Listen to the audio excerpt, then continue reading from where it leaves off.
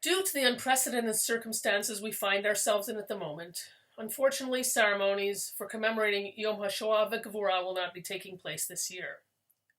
Yom Hashoah is a day set aside for Jews to remember the Holocaust. The name comes from the Hebrew word Shoah, which means whirlwind. Yom Hashoah was established in Israel in 1959 by law.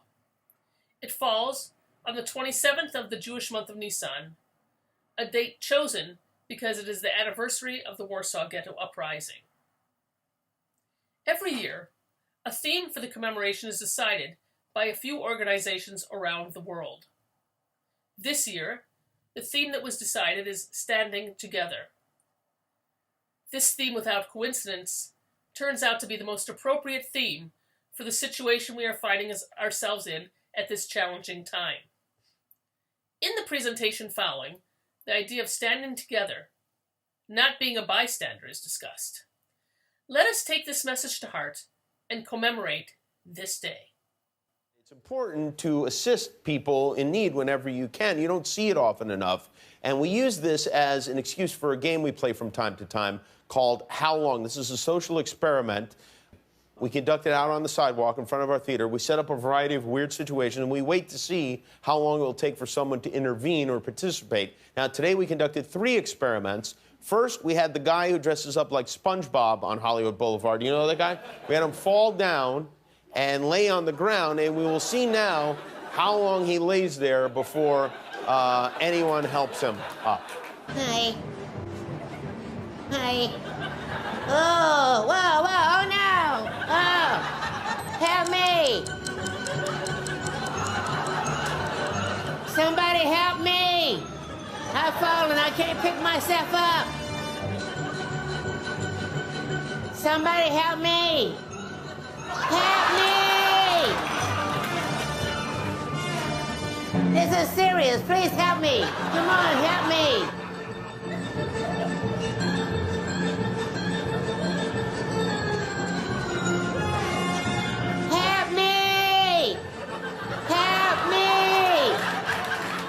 I can't help myself. Somebody help me. Help? Yeah. Oh, yeah. Hey, thank you. Hey, thank you, guys.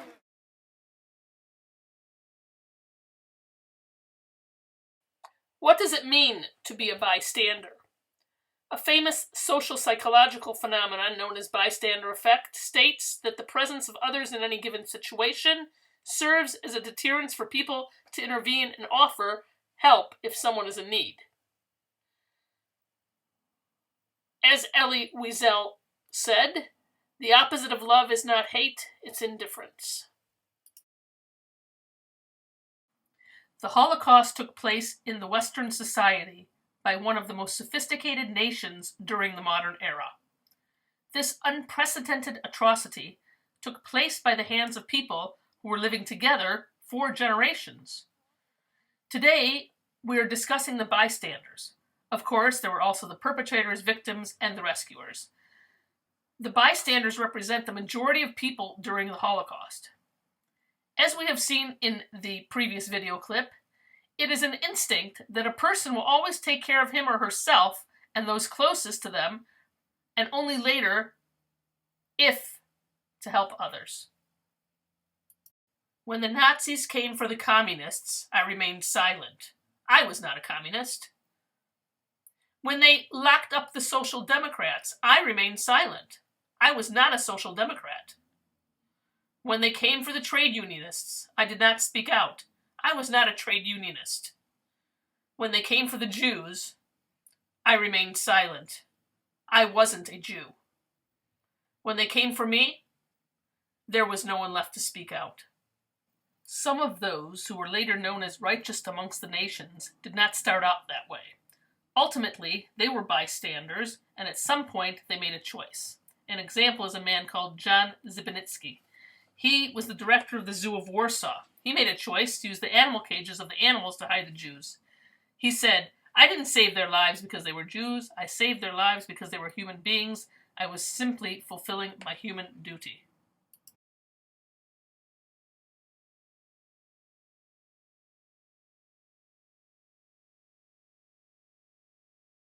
The term bystander is used in the context of the Holocaust in two ways. The first refers to external or international bystanders, witnesses in a non-literal sense because of their distance from the actual events. These bystanders range widely from the Allied governments and neutral countries to the religious institutions and Jewish organizations.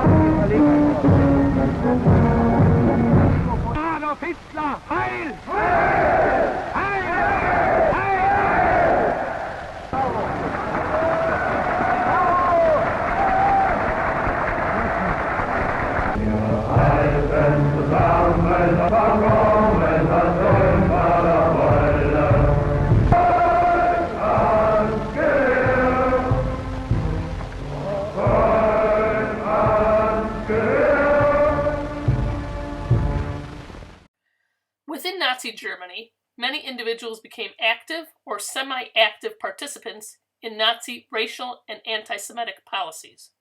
Including in these were civil servants who became involved via their daily jobs. Some examples of these individuals were finance officials who processed tax forms implementing steep tax on Jewish wealth.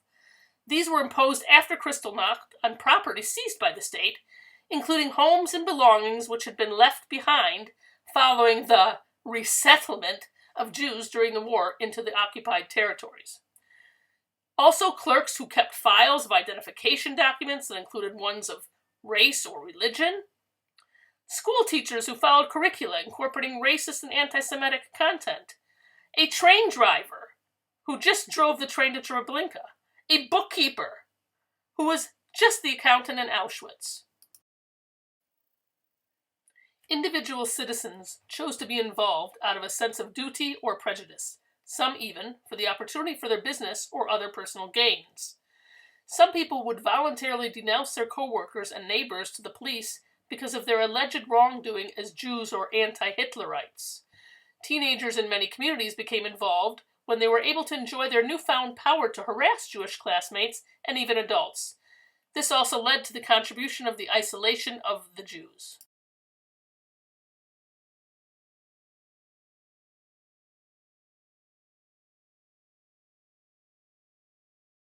That the non-Jewish children would attack us and beat us. Did your non-Jewish neighbors change at this point? They become less friendly with you?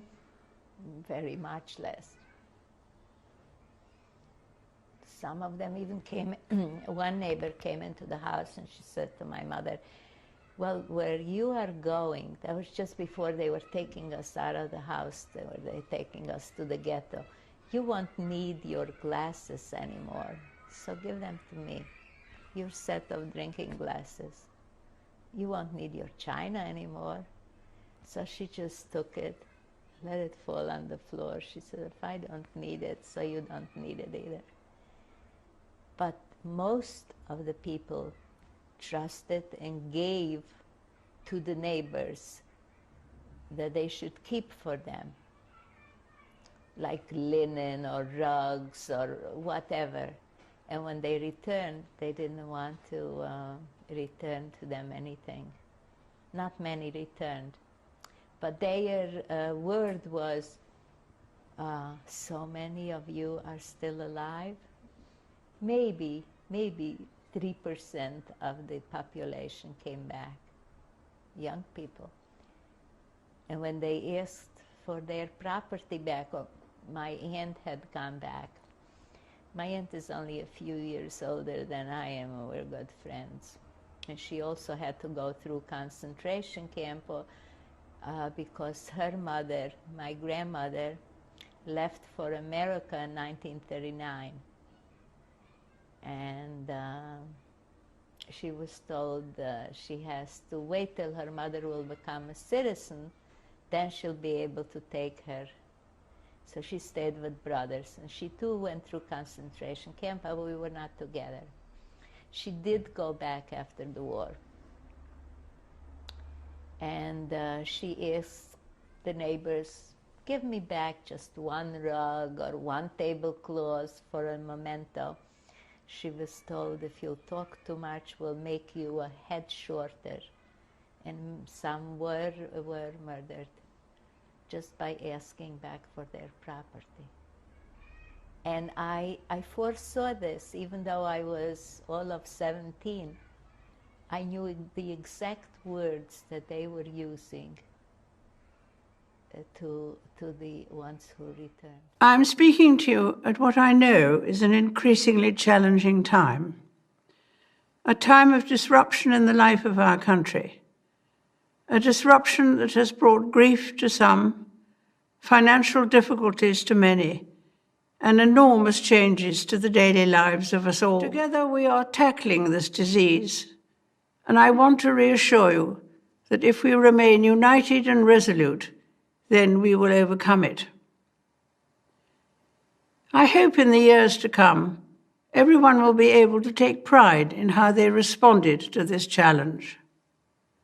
And those who come after us will say the Britons of this generation were as strong as any, that the attributes of self-discipline, of quiet, good-humoured resolve, and of fellow feeling still characterize this country. The pride in who we are is not a part of our past. It defines our present and our future. Across the Commonwealth and around the world, we have seen heartwarming stories of people coming together to help others.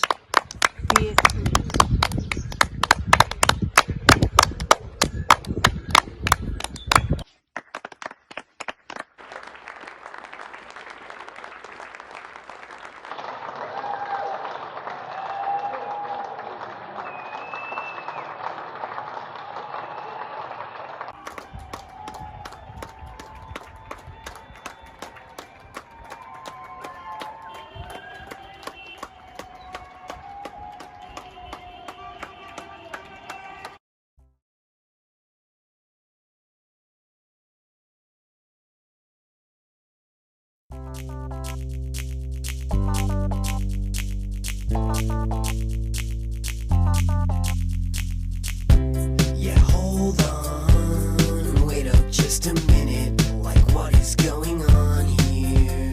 'Cause when I see something, hey yo, I'm gonna say something. I won't sit back and do nothing. I'm not a bystander, I'm just an upstander. I'm gonna help you out if you ever need a hand. I got your back, yeah, I gotta stand up with my feet down and my hands up. We're better together, yeah, we gotta stand up with our feet down and our hands up.